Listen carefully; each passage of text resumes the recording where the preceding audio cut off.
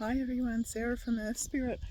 Wow, just sitting here where I am, it's beautiful and cool. There's a cool breeze blowing and yeah, absolutely beautiful out here out the front of the shop at Earth Spirit. So I wanted to do a video about Lughnasadh or Lammas, some people call it Lammas, I call it Lughnasadh because it is a celebration of the sun god Lu, the Celtic sun god Lu. So I want to just explain a little bit about it.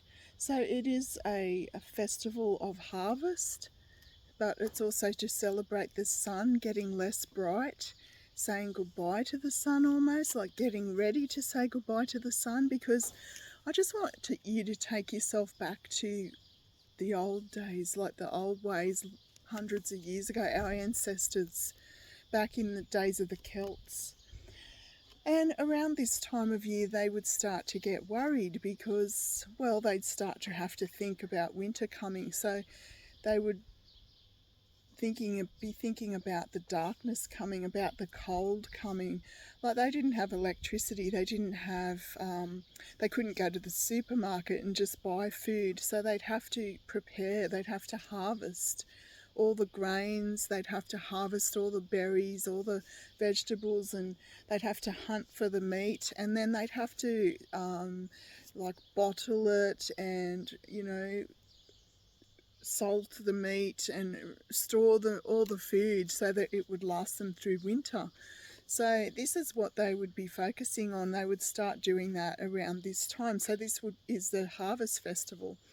So they'd also be baking bread at this time because they'd be harvesting all the grains. They'd be making jams like blackberry jam and things like that, all different jams out of whatever berries they had growing.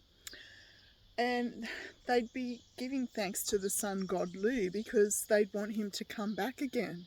Because without the sun, of course, they wouldn't have any harvest, they wouldn't have any food because they need the sun so that their crops grow, and so they're just wanting it to come back after a really long cold winter. So of course a lot of these areas would be snow, and they'd have to really buckle down, like go inside and stay inside just about for the whole time of winter.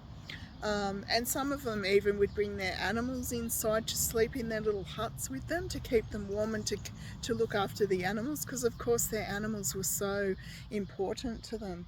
So what we do now in the modern times to celebrate Lughnasadh, so we eat beautiful fresh bread. You can even bake it if you like, if you're good at baking. So we give thanks to all the beautiful food that we have. Odin!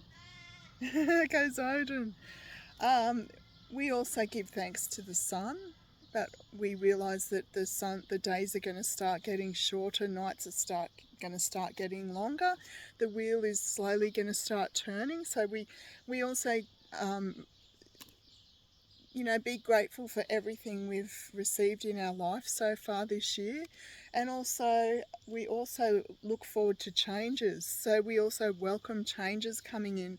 Just like the Wheel of the Year changes, we go through changes. Some of us have got lots of changes going on at the moment, and we've got to work through that. It's also a time to do some abundance spells, so abundance of things. It's to go out and connect with nature and just give thanks to the sun and nature and the food that we have.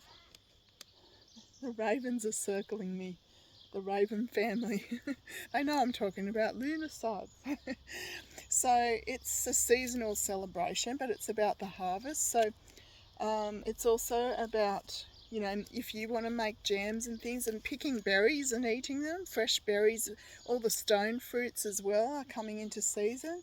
So it's just giving thanks and celebrating the sun, and, you know, realising that it's going to start getting cooler. Like, it doesn't feel like it at the moment because it's been quite warm, but it is, as the wheel turns, we'll start getting cooler days and longer nights, and we're headed towards Mabon, autumn equinox. So I'm just going to read a couple of things out of this beautiful book, Kindling the Celtic Spirit. I love this book. I got given it as a gift. So let's just read. I'm just going to read this a little bit of the Sacred Grove.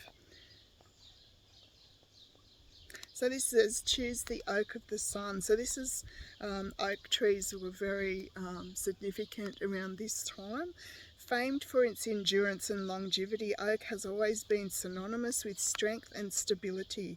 Known in early Ireland as the Tara of the wood, it has natural associations with Lugh, which Lughnasadh is named after, who was a protector of kings.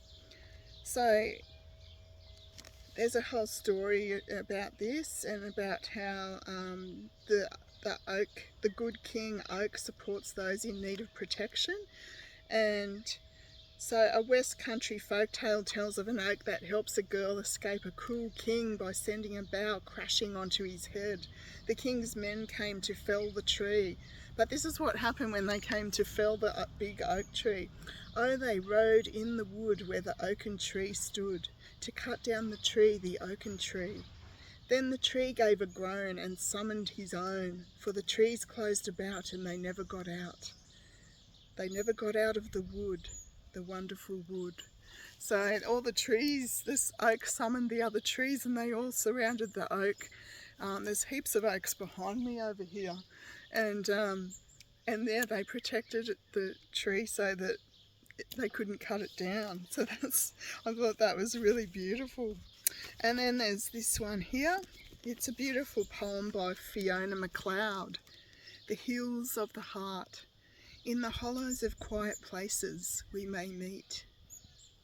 The quiet places where is neither moon nor sun, but only the light of amber and pale gold that comes from the hills of the heart. There listen at times, there you will call and I will hear. There will I whisper and that whisper will come to you, as dew is gathered into the grass at the rising of the moon. Fiona MacLeod. How beautiful is that? So that's another thing that was a tradition for Lughnasadh. They used to tell poems and stories, sit round fires and tell poems and stories.